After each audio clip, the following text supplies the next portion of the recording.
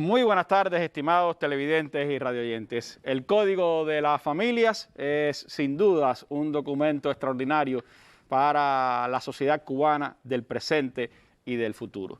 Su análisis en este momento en consultas especializadas, también el recibimiento de opiniones de la población, son elementos importantes para su futura discusión como proyecto en nuestra Asamblea Nacional del Poder Popular. Y nuestra mesa redonda pretende seguir aportando elementos de análisis, de valoración sobre este importante documento, y hoy queremos tratar aristas demográficas, sociológicas, psicológicas, que también son importantes tener en cuenta a la hora de hablar de este documento. Por eso tengo el placer de que me estén acompañando esta tarde en nuestra mesa redonda la doctora Patricia Ares Mucio, psicóloga, profesora titular y consultante de la Facultad de Psicología de la Universidad de La Habana, panelista fundadora de nuestra mesa redonda, que tengo el placer de volver a tener aquí con nosotros. También me acompaña la doctora Niuba Ávila Vargas, socióloga, profesora auxiliar del Departamento de Sociología de la Universidad de La Habana, estrenándose con nosotros hoy en el programa.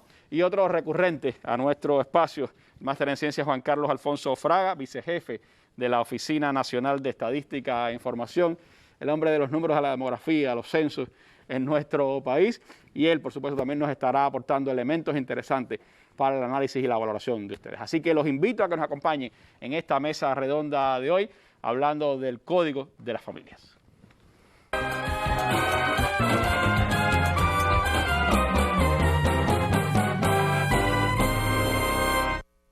Y antes de entrar en el tema interesante de nuestro programa de hoy, vamos, como es habitual, a la noticia del día, que sigue siendo la repercusión que ha tenido a escala internacional y también en el debate en Estados Unidos del apagón de algunas de las redes sociales, Facebook, Messenger, WhatsApp, Instagram, que ayer pues dejaron en vilo a sus miles de millones de seguidores.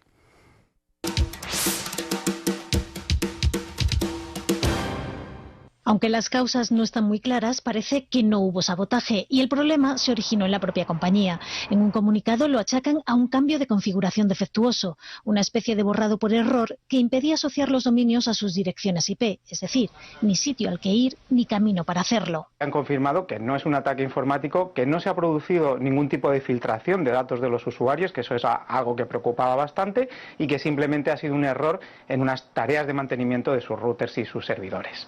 Unos 3.500 millones de personas, casi la mitad de la población mundial, se quedó sin Facebook, WhatsApp, Instagram y Messenger durante 6 horas. Ni mensajes personales ni actividad comercial o profesional desde cerca de las 6 de la tarde, hora española, y hasta medianoche. Es muchísimo, sobre todo para todas las empresas también que dependen de la inversión que realizan en redes sociales pues para subsistir o para vender sus productos y servicios. Les ha producido pérdidas millonarias. Aunque la compañía y sus directivos han disculpado, este apagón casi sin precedentes les va a salir muy caro. Solo en bolsa las acciones cayeron casi un 5%. Suma a lo que ya tenía acumulado desde mediados de septiembre. Facebook desde el día 10-12 de septiembre ha caído prácticamente un 17%. También es verdad que todo hay que ponerlo en perspectiva porque venía de una subida de casi el 40%. Este giro de guión se debe a que Facebook, otra vez, está pasando por una gravísima crisis reputacional. El apagón forma parte de una tormenta perfecta que aún no ha terminado de descargar. Bueno, un tema que hoy también estaba siendo debatido en el Congreso de los Estados Unidos a propósito de denuncias sobre la adicción a Instagram de los jóvenes y adolescentes en Estados Unidos y las consecuencias psicológicas, sociológicas que también eso está teniendo y es parte del debate de la sociedad actual, pero sin duda en este mundo 1 hora, 2 horas, 3 horas pues también es parte de todo lo que se arma cuando de redes sociales se trata. Y esa es la noticia de nuestro día de hoy. Hablemos entonces del Código de las Familias y algunas de las aristas que nos pueden aportar nuestros panelistas de hoy.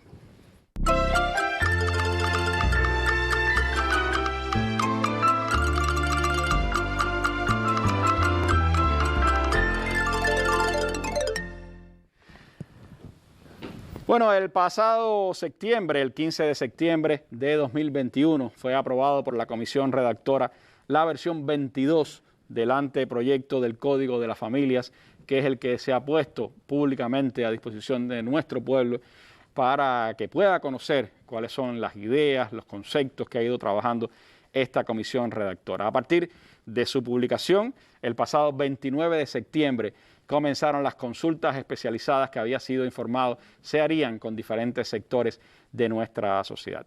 Recabamos información del Ministerio de Justicia en la jornada de hoy y nos han confirmado que con cierre de esta fecha se han desarrollado pues varias instituciones, varias consultas a instituciones ya. Se prevé que 47 instituciones estén en este proceso de consultas especializadas que debe culminar el próximo 15 de octubre este proceso. Hasta el momento, según nos confirma el Ministerio de Justicia, han participado en estas consultas la Organización Nacional de Bufetes Colectivos, el Ministerio de Justicia, la Cátedra del Adulto Mayor de la Universidad de La Habana, el Ministerio de Trabajo y Seguridad Social, la Asociación Nacional de Economistas y Contadores, la Unión Nacional de Arquitectos e Ingenieros de la Construcción, la Unión de Informáticos, el Ministerio de Educación, la Asociación Cubana de Limitados Físicos Motores, la Asociación Nacional de Sordos, la Asociación Nacional de Ciegos, el Centro de Estudios Demográficos de la Universidad de La Habana, el Centro de Estudios de Población y Desarrollo de la UNED, los Comités de Defensa de la Revolución, la Federación de Estudiantes de la Enseñanza Media, el Centro Nacional de Educación Sexual, redes LGBTIQ y más, la Sociedad Cubana para el Estudio de la Sexualidad y la Facultad de Sociología de la Universidad de La Habana, que lo ha hecho en la jornada de hoy, nos decía Aníbal. También faltan otras instituciones, varias de ellas asociadas al derecho, a los jóvenes, a los comunicadores, a los periodistas, la Facultad de Psicología de la Universidad de La Habana, la Central de Trabajadores de Cuba, el Consejo de Iglesias, la Plataforma Interreligiosa, la Fiscalía, los tribunales, la Asociación de Pedagogos y otras instituciones que serán consultadas en los próximos días hasta el 15 de octubre. Se han recibido además en el sitio institucional del Ministerio de Justicia 6.198 visitas al Código de la Familia, a su publicación, 567 correos se han recibido en el Ministerio y nos confirman que 323 de ellos con opiniones favorables, 94 en contra, 38 con criterios, 20 que piden modificaciones, 58 que hacen consultas y que son parte de las percepciones que van a enriquecer este documento cuando sea presentado a la Asamblea Nacional del Poder Popular. Es parte del proceso democrático de construcción de un documento, de un código que tiene que ver con cada uno de los ciudadanos de este país. Y para entender otras aristas de este documento, de lo que significa, pues quiero conversar con mis invitados sobre algunas de esas facetas. Me gustaría comenzar con Juan Carlos hablando de demografía, hablando de población. ¿Cómo caracterizar desde la demografía a la familia cubana o a las familias cubanas de hoy? ¿Qué dicen los números? Sí, buenas tardes, Randy, a ti, a mis colegas y por supuesto a los televidentes y radioyentes y al resto de los compañeros y compañeras aquí que están en el estudio. En efecto, estaba sacando unas cuentas y te estaba escuchando. El código vigente es de 1975. Es decir, tiene 46 años y somos 1,8 millones aproximadamente más de cubanos que en 1975. Pero lo importante no es que seamos 1,8 millones más, sino que demográficamente tenemos otra estructura, otra composición y otra dinámica. Y eso es muy importante porque eso se interrelaciona directamente con la formación de los hogares y de las familias que viven en esos hogares.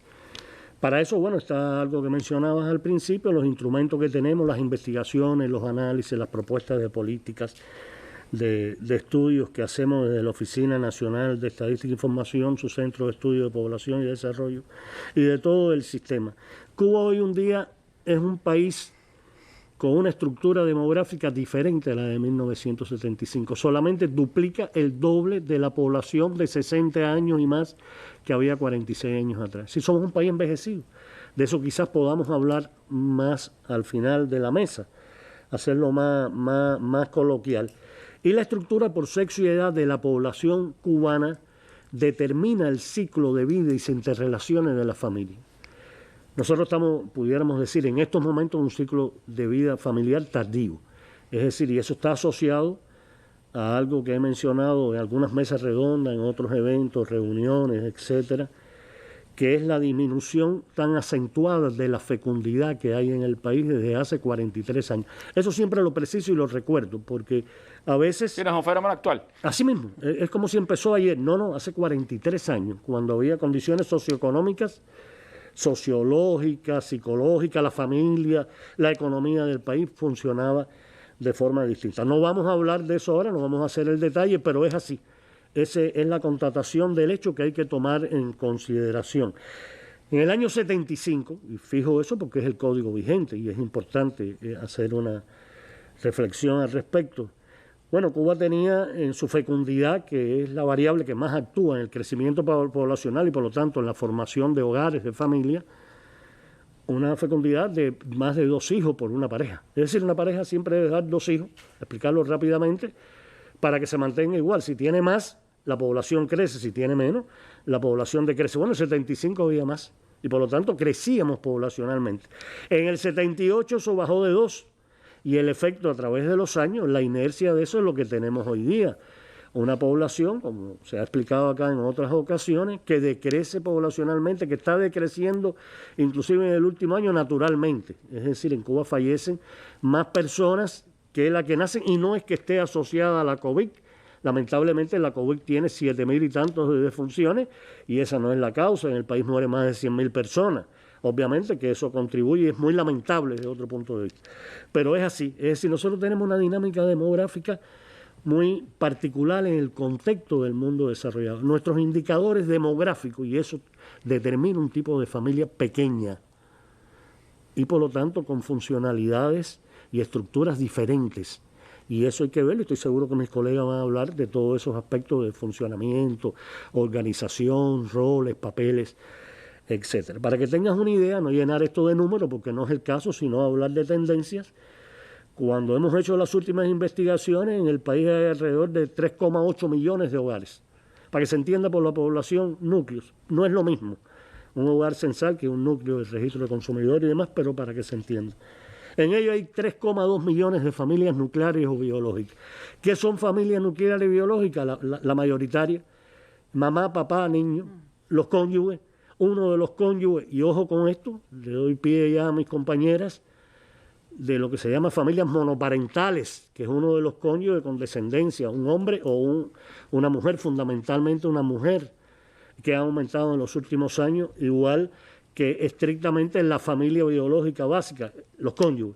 Y lo que ha disminuido, y empiezo a introducir reflexiones importantes que están reflejadas en el Código de la Familia, en sus 11 títulos, lo que ha disminuido es las familias con hijos. Es decir, yo di un dato aquí hace años, casi el 64% de los hogares, núcleos en Cuba, no tenían presencia en el censo del 2012, hace 9 años, de niños de 0 a 14 años. Es decir, eso establece una dinámica demográfica y familiar muy sui generis. Hoy día debe ser mayor, como es obvio. El año que viene debemos hacer un censo en el país y bueno, eso se podrá contratar o demás, pero lo hemos siguiendo a través de otras encuestas y de otras investigaciones que hace nuestro centro. Es decir, para no llevar mucho tiempo en esta parte, resumiendo, tenemos familias pequeñas, alrededor de 3 personas por familia como promedio, con composiciones diferentes y con un incremento de las personas envejecidas. Y ojo, conjuntamente con este tamaño de familia pequeño, está también incrementándose en el país el número de hogares unipersonales que no son familias, porque es una sola persona. Es decir, alrededor del 18% de la población de Cuba vive en hogares unipersonales. Pueden pertenecer o no a una red familiar, inclusive una red nacional o transnacional. Todo eso lo podemos ir viendo después. Pero ese es el marco en que actúa hoy la arista demográfica o sociodemográfica en su vínculo con la formación de las familias en Cuba. Detalles interesantes para ver desde la sociología, desde la psicología y la sociología, pues este tema de la familia y cómo eso está impactando, está transformando también cómo nos vemos nosotros mismos y cómo eso va al código de la familia. Siga con nosotros aquí en la Mesa Redonda.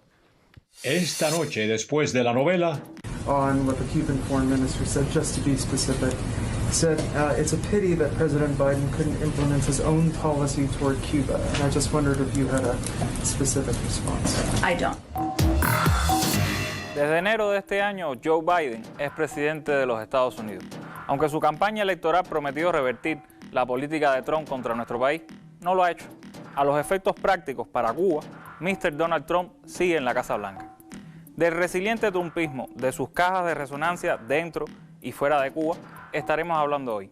Y nos vamos a divertir un poco también con algunos de sus heraldos. Esto es Con Filo, un espacio para mostrar con todos sus matices las noticias, los hechos, las matrices de opinión que circulan en los medios y en las redes sobre la realidad cubana. Esta noche por Cubavisión y nuestras redes sociales. Retransmisión mañana en la revista Buenos Días.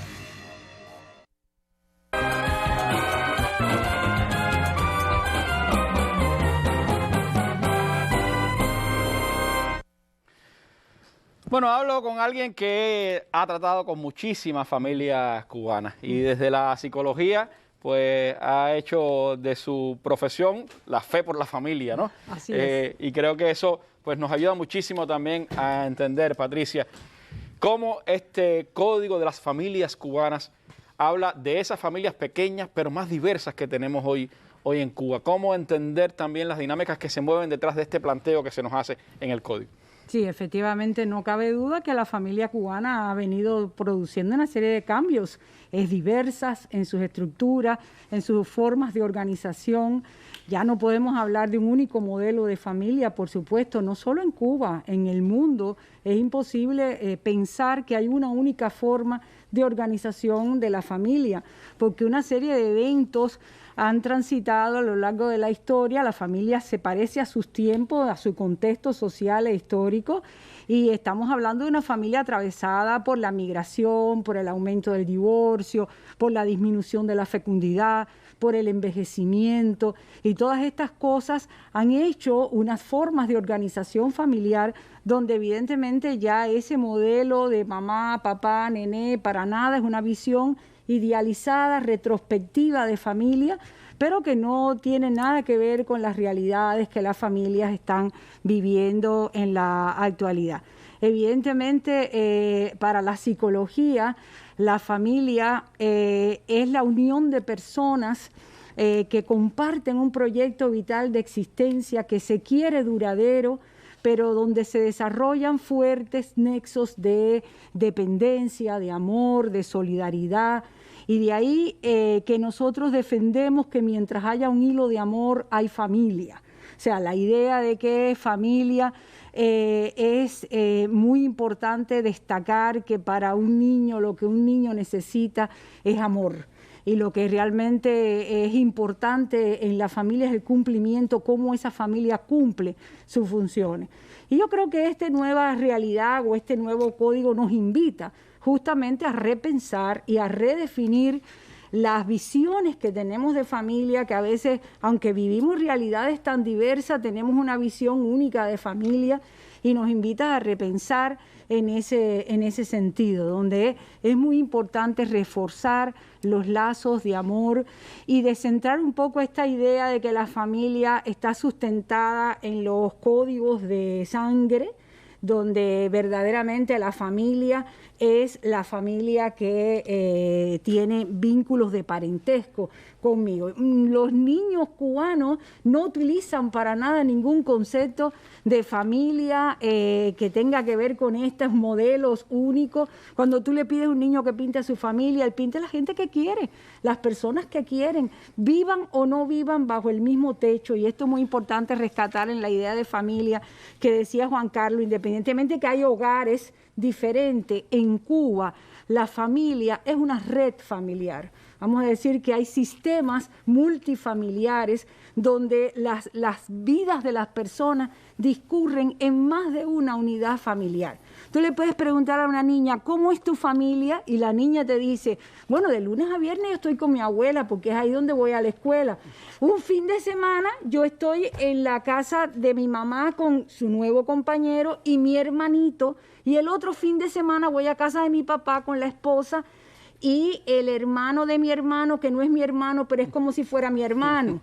Entonces habla de que mi mamá se casó con un señor que es mi papá del corazón. Y los niños te utilizan un lenguaje básicamente que tiene que ver con los afectos, con los nexos, con las personas que verdaderamente quieren. Y de ahí la idea de bajar un poco esa percepción que se tiene, que lo que se distancia de ese modelo, se habla incluso en la literatura científica, lamentablemente, de familias incompletas o familias intactas, como que son las buenas, o familias, por ejemplo, que de los astros, madrastras, padrastras, hermanastros, cuando realmente ya esa terminología ya queda para la Cenicienta y la Blancanieve, pero evidentemente ya estamos hablando de padres afines, de madres afines, y cómo se le va dando visibilidad en el código a todas estas realidades familiares, y yo voy a rescatar algunas, que es la presencia de los abuelos.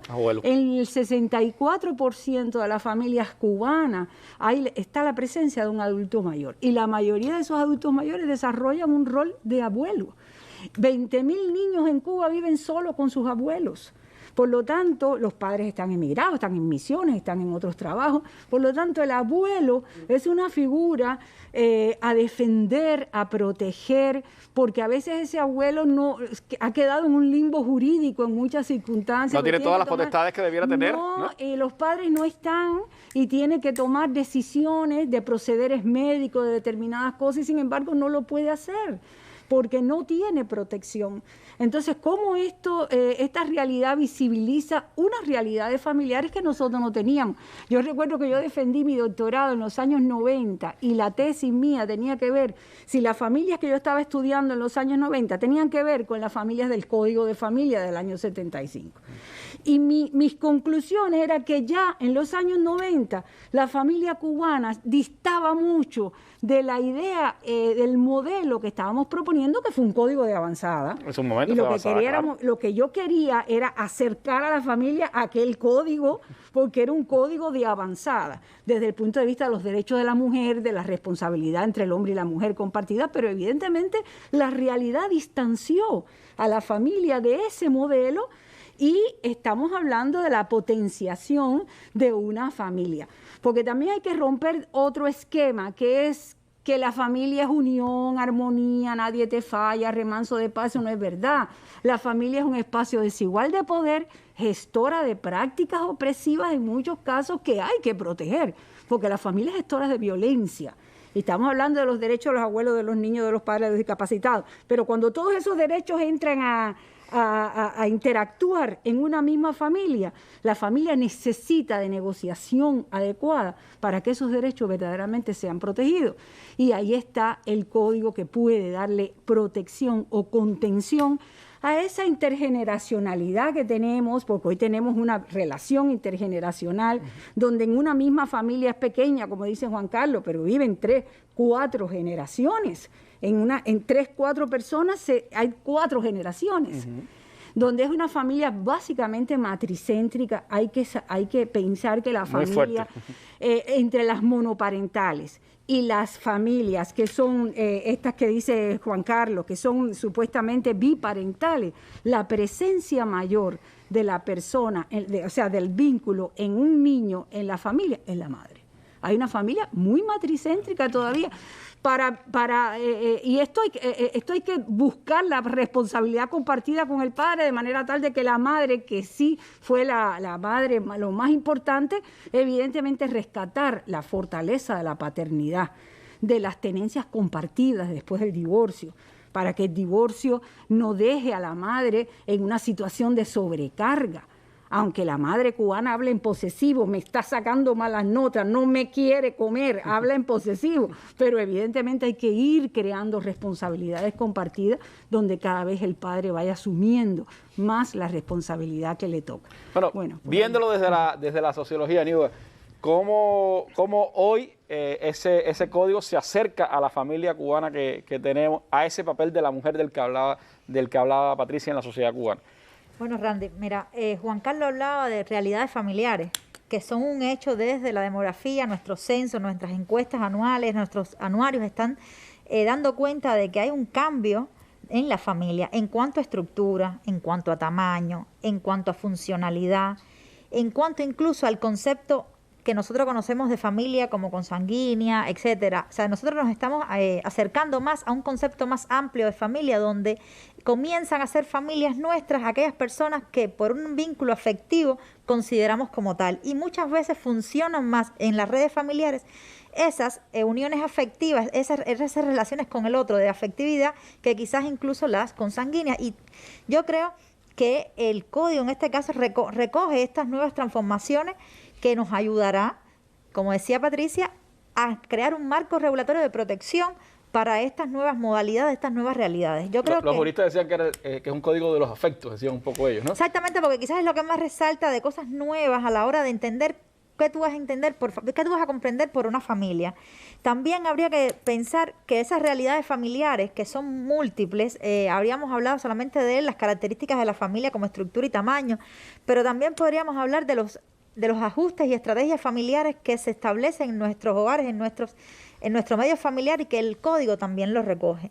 También tendríamos que estar hablando a favor de esta nueva ley, el reconocimiento. Es un código que habla de la inclusión, del respeto y del reconocimiento del derecho de todas las personas. Pero todas las personas, incluso hasta en los roles que están desempeñando, porque habla de los niños, de los adolescentes, de las niñas, pero habla también de la mujer, del papel que tiene la mujer en el hogar, el reconocimiento, por ejemplo, al trabajo doméstico no remunerado y las posibilidades que se le da a esta mujer que no recibe un salario por este trabajo que realiza, que es importante para la reproducción familiar. O sea, es la que posibilita que esa familia en el día a día se vaya reproduciendo.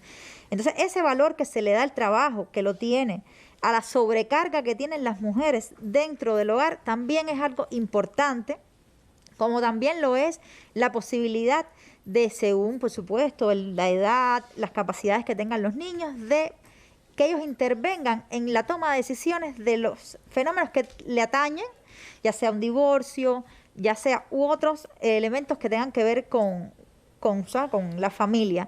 Tiene que ver, por ejemplo, con una posibilidad de la personalidad del mediador familiar, por ejemplo.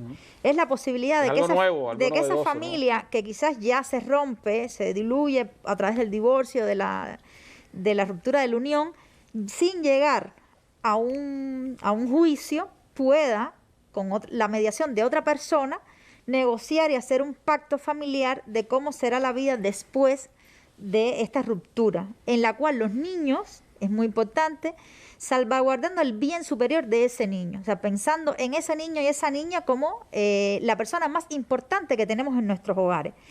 También se da la posibilidad, como decían anteriormente, a los abuelos, pero no solamente a los abuelos en su relación con los niños, con sus nietos, sino incluso con el deber que tenemos nosotros como hijos de cuidar a nuestros padres y de prestarle atención a nuestros padres. Yo creo que solamente me he detenido en algunos ejemplos, pero yo creo que sí, que este código resalta por eso, por la inclusión de fenómenos, de roles dentro del hogar, de personas dentro del hogar que hasta este momento no estaba recogido, y que la realidad familiar te está diciendo que es un hecho, que existen una población envejecida que requiere atención, que requiere derechos, autonomía. O sea, esto no implica que se les resta autonomía a los abuelos, para nada. Al contrario, hay que darle autonomía a los abuelos. Hay que darle autonomía a los abuelos no solamente sobre los nietos, sino sobre ellos mismos como personas que tienen que tener autonomía en todos los sentidos. También rescata dentro del hogar el tema de la violencia. Y es muy novedoso el tema de la violencia, porque muchas veces hablamos de la violencia de género. Y la violencia de género tiene muchas, incluso la violencia en sí misma tiene múltiples aristas.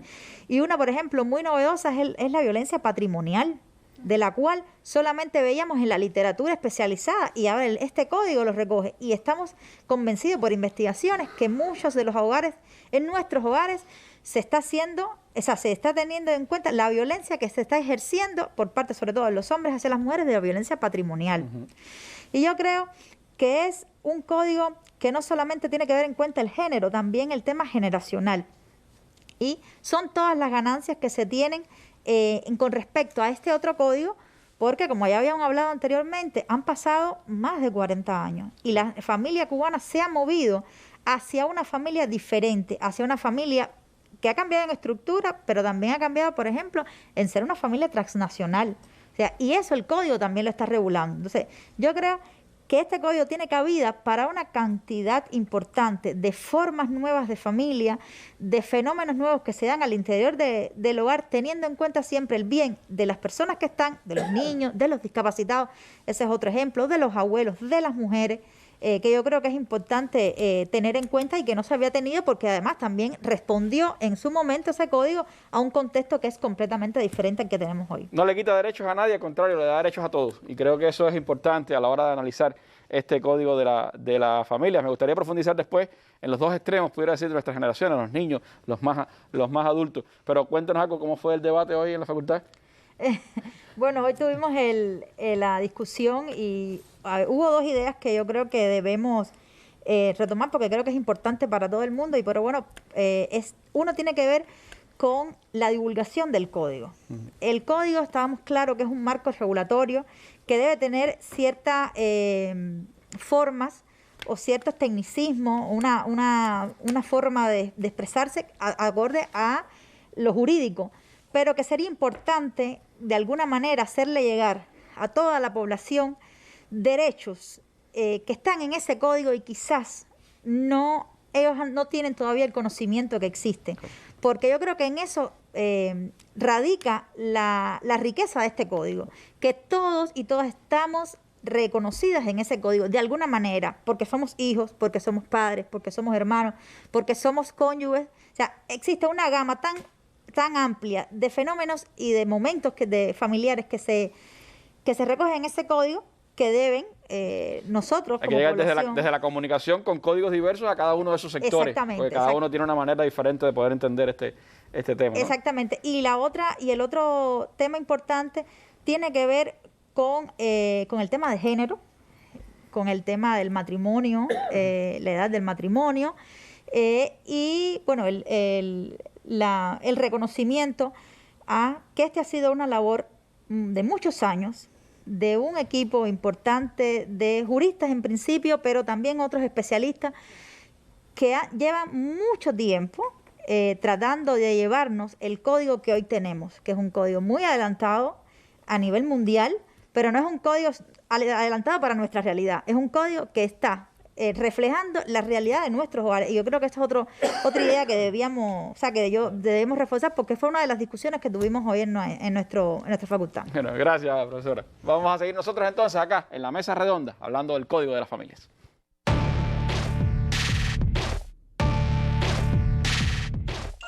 Al alcance de un clic o en la pantalla de tu móvil. Las noticias de Cuba y el mundo. El análisis a profundidad de los acontecimientos. La imagen y los sonidos de cada día. Los comentarios de nuestros lectores. Cuba Debate. Una mirada desde Cuba en el espacio público digital. www.cubadebate.co.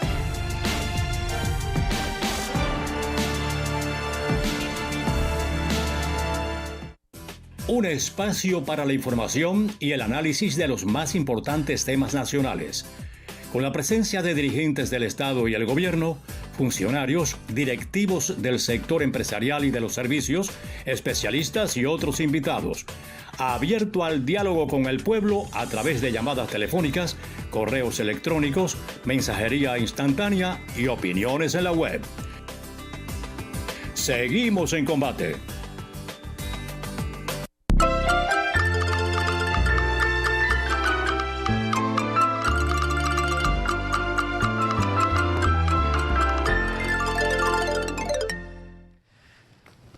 Y en esa mirada a todos los derechos de la sociedad cubana, más allá incluso solo de la mirada a las familias, está también la mirada que hace este código a las dos generaciones, podemos decir, de los extremos de nuestra sociedad. A los niños en particular y a los adultos mayores, que como decía Juan Carlos, siguen creciendo dentro de la sociedad cubana. ¿Qué factores demográficos hoy están incidiendo en esa realidad que vivimos en Cuba, de menos niños, de más adultos? ¿Cómo eso está impactando también en esa dinámica de cómo ver a la familia cubana? Sí, Randy. Bueno, en primer lugar, Cuba anda en estos momentos por un 21,3% de personas de 60 años y más. Nos adelantamos a los pronósticos incluso, Por supuesto. Y este año debemos estar en un 21.7, 21.8. Lo importante de eso no es el 21.3, es casi un quinto de la población de Cuba que tiene 60 años y más. 60 años es una edad internacional que se toma, y otros países toman 65. Nosotros lo podemos hacer igual, pero estoy trabajando con lo que internacionalmente la última conferencia mundial sobre envejecimiento y Naciones Unidas definió que es 60 años de edad. Ya 60 años de edad es interesante. Es una persona joven, por decirlo de alguna manera, con muchas posibilidades y mucho desarrollo en nuestro país. Pero es así. Y en la práctica, en los próximos 7, 8, 9 años, vamos a llegar casi a un 30%, un tercio de la población, ya son palabras mayores.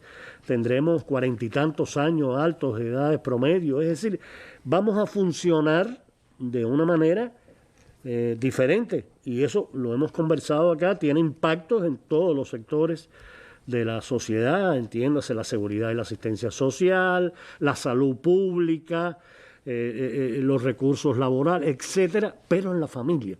En este código, en sus 10 capítulos, está muy claro la presencia del adulto mayor y muy desarrollado en la familia, igual que los niños. Patricia daba una cifra y me empecé a acordar de cifras que no siempre la quiero dar, pero bueno, sale y demás. Por ejemplo, encontramos en las investigaciones que el 50,5% de los niños no viven con ambos padres.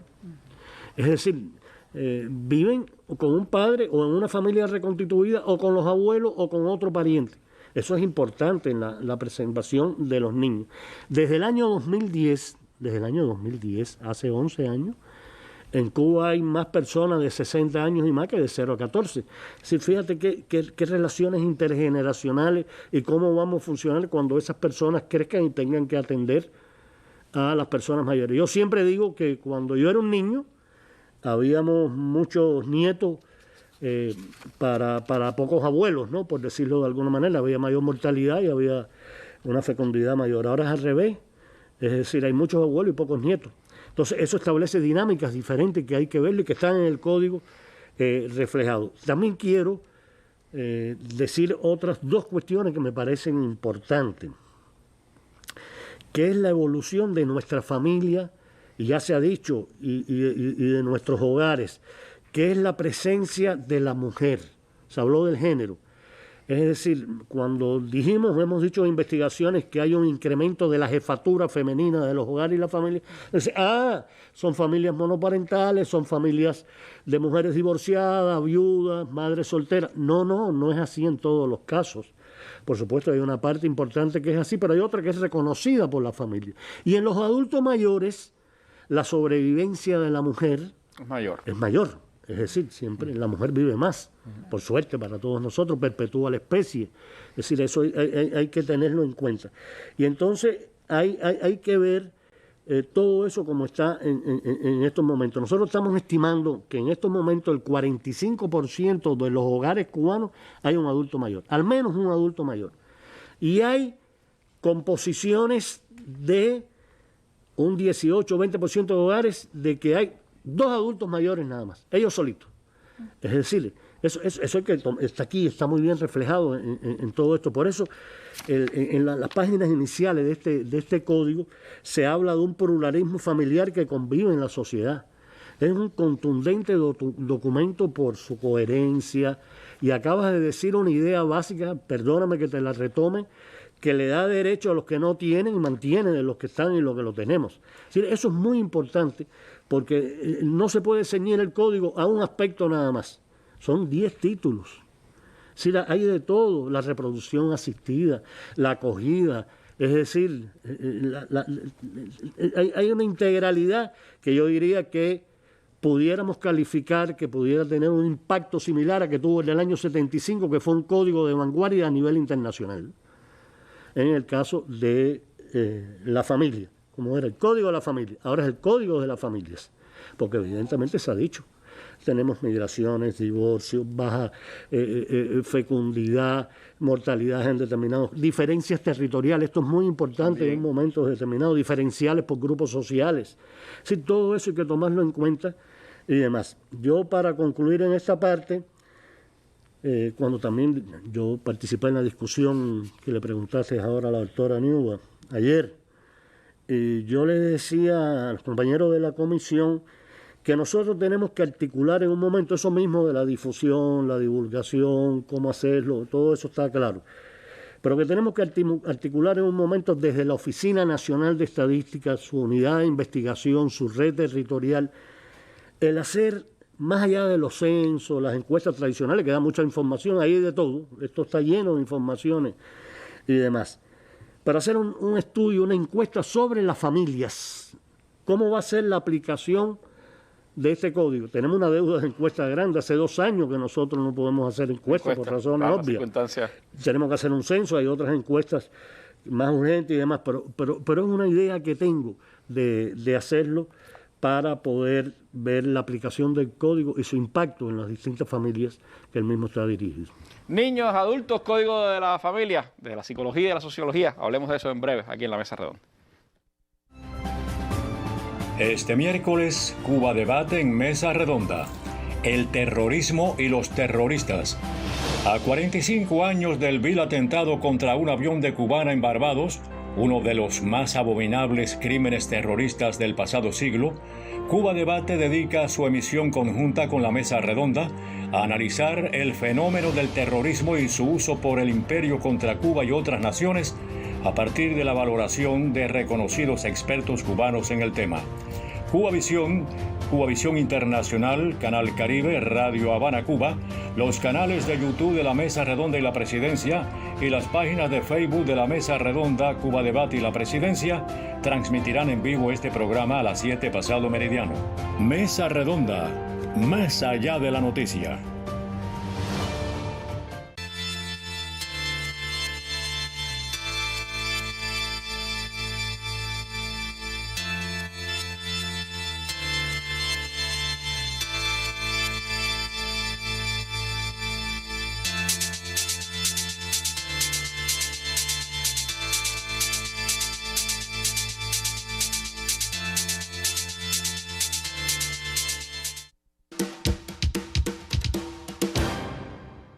Bueno, ¿cómo entender también el papel, el rol que se le asigna en la familia a los niños, a los adultos mayores?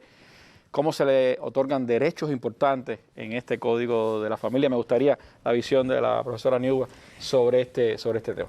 Bueno, como decíamos al inicio, y yo creo que todo el mundo lo ha hablado de eso, es que se reconoce el bien superior que tienen los niños, niñas y adolescentes dentro de este nuevo código.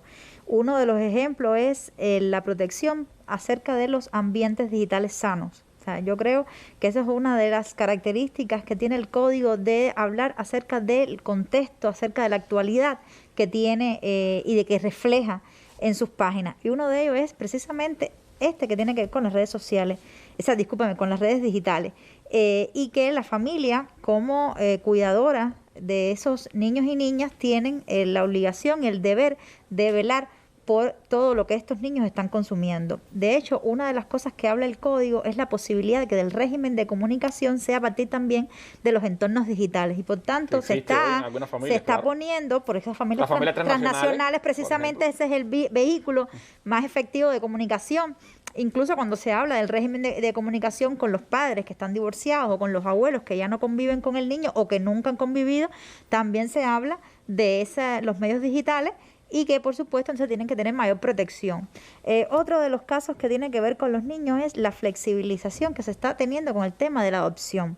Es un tema que durante muchos años las investigaciones están hablando acerca de la importancia de mirar el fenómeno de la adopción en Cuba, sus trámites, ¿qué es la adopción en Cuba? ¿Es protección hacia la familia? ¿Es protección a los niños? O sea, ¿de qué va el tema de la adopción? Y yo creo que este código abarca o aborda de alguna manera una mirada nueva hacia el tema de la adopción, facilitando y posibilitando no solamente a aquellas familias que no han podido tener hijos o que quieran tener otro hijo, sino y principalmente la mirada hacia ese infante, hacia las necesidades de protección, de vivir en un ambiente familiar que tienen estos niños que están a la guardia y cuidado quizás del Estado, en este caso, pero que también tienen esa necesidad de vivir Y que en los momentos actuales se hace engorroso ese trámite, por ejemplo, eso ayuda también. Esa flexibilización que tiene ahora con el nuevo código, ese trámite, yo creo que permitirá que más familias puedan apoyar a esos niños y que esos niños en algún momento puedan encontrar entonces un entorno familiar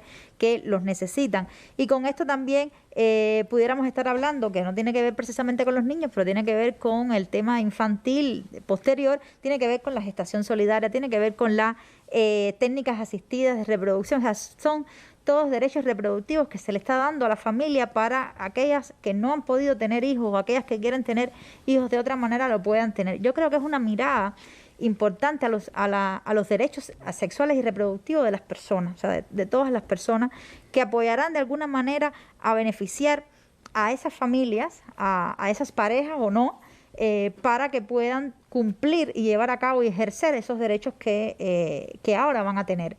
En el caso de los adultos mayores, y no necesariamente de lo que voy a hablar tiene que ver exclusivamente con los adultos mayores, pero sí en algunos casos sí lo tiene que ver, y es con el tema del cuidado.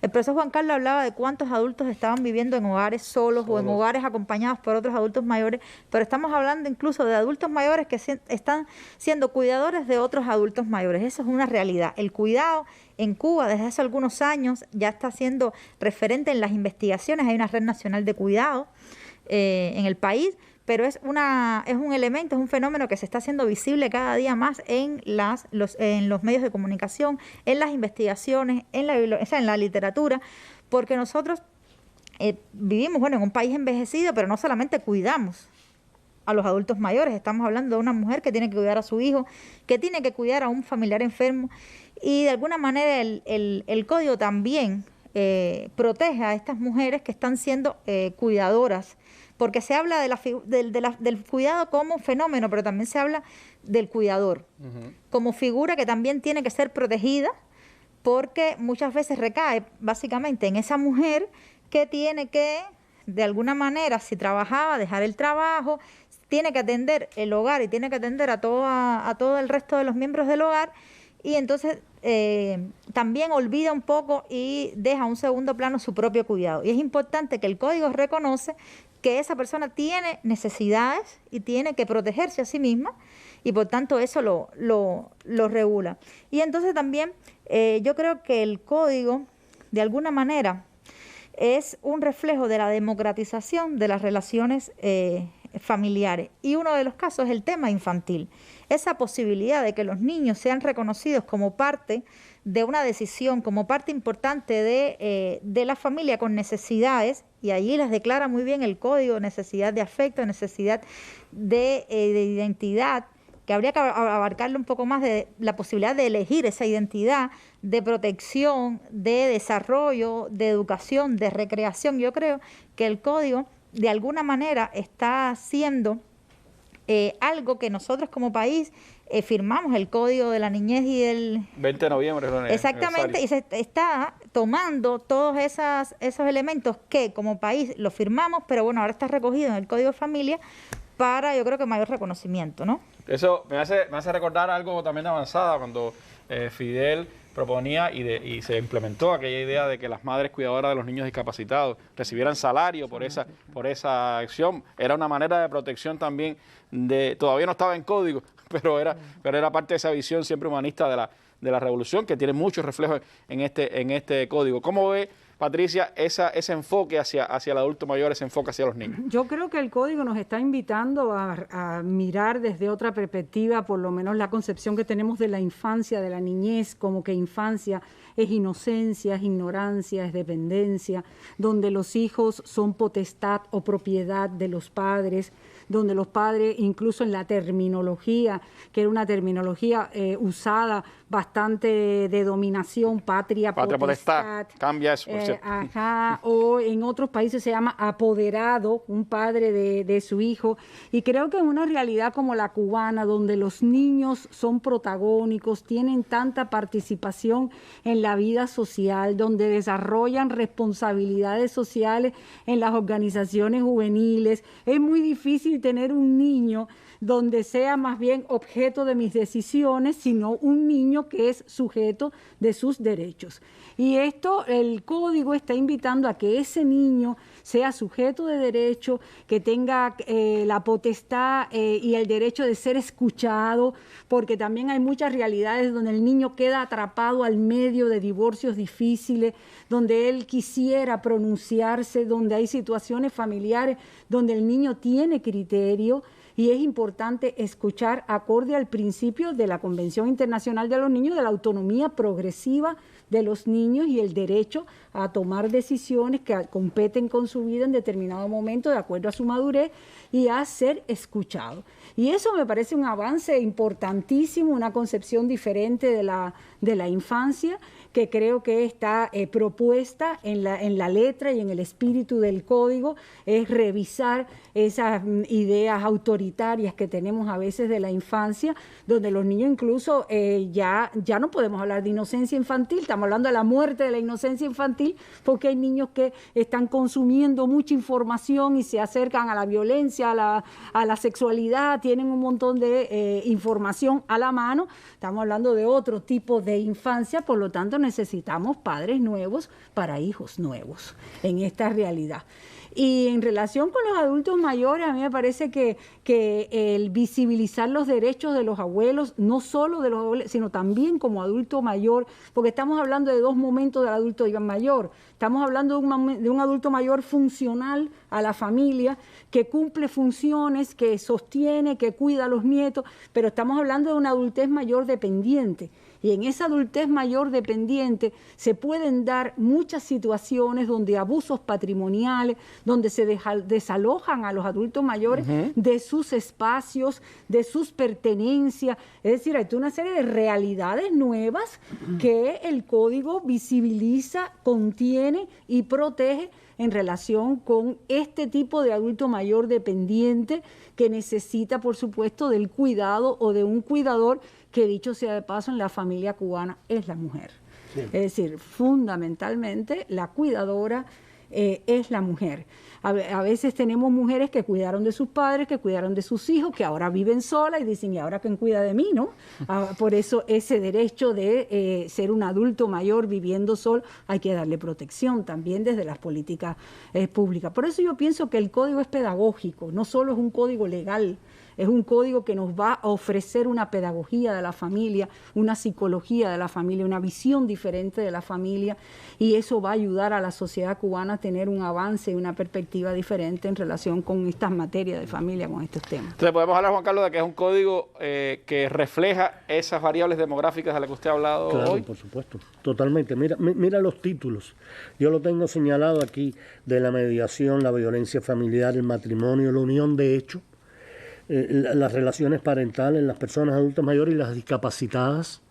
Es decir, todo eso está en el entorno sociodemográfico de nuestra realidad y va a estar en lo que debe suceder en las próximas décadas. ¿Se parece entonces, Eriuba, a la sociedad cubana de hoy, este código? Sí, y de lo que queremos aspirar, uno de los elementos es la corresponsabilidad entre hombres y mujeres al interior de la familia, y el código también aboga por eso, o sea, que es el reflejo de lo que tenemos, pero también de lo que nos queremos ir acercando. ¿Se parece entonces a esa aspiración de los juristas de que sea un código de los afectos más que un código de la consanguinidad? Es un código que tiene perfecta coherencia con las aspiraciones de la ciencia psicológica de que la familia sea amor, sea afecto, y que promueve el desarrollo pleno de la personalidad, de la dignidad humana, porque es un código que pone en el pedestal de la ley la solidaridad, el amor, la dignidad, y me parece que eso está a la altura de la sociedad cubana en los tiempos actuales. Y el respeto también. Y el respeto.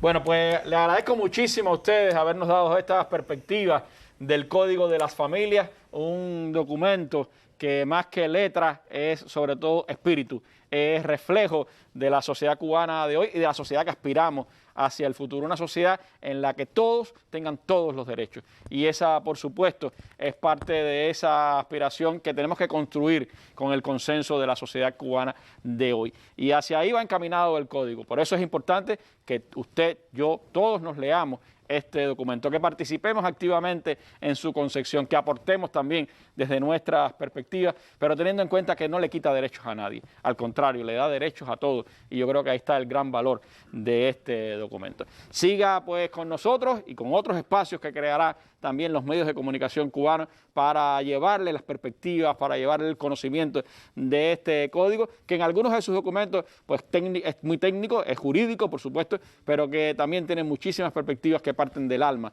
de cada uno de nosotros, y eso creo que es lo más importante que tenemos que entender. Gracias a ustedes por habernos acercado desde sus puntos de vista a este importante documento, y nosotros nos vemos mañana en una nueva mesa redonda. Me despido con las imágenes del día, y es que hoy llegó a la Estación Espacial Internacional la nave rusa Soyuz, llevando a un equipo de cineastas para filmar la primera película verdaderamente hecha en el espacio. Muy buenas noches.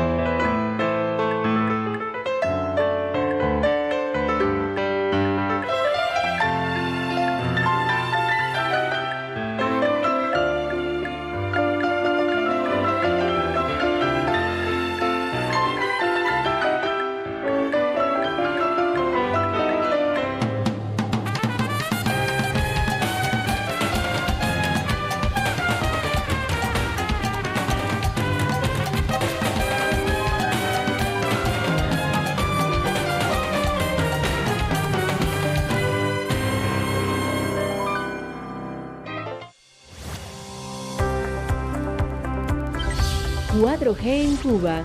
Para disfrutar de una mejor experiencia, comprueba que tu móvil admite la frecuencia 1800 MHz banda 3, asegúrate de tener una tarjeta USIM y busca la zona de cobertura 4G. Configura tu teléfono para acceder de manera automática a una red u otra, según la disponibilidad de la misma. También puedes seleccionarla de manera manual en Ajustes, Redes móviles, de acuerdo al tráfico que desees realizar. 2G para los servicios de voz y SMS, 3G para cruzar tráfico de voz, SMS y datos, y 4G para alcanzar más velocidad en la transmisión de datos. Evade los lugares con alta concentración de personas, interiores con paredes gruesas de concreto o metal, así como elevadores o sótanos. Evita los horarios de alta congestión. Si deseas realizar descargas o ver videos en línea, hazlo en una baja resolución.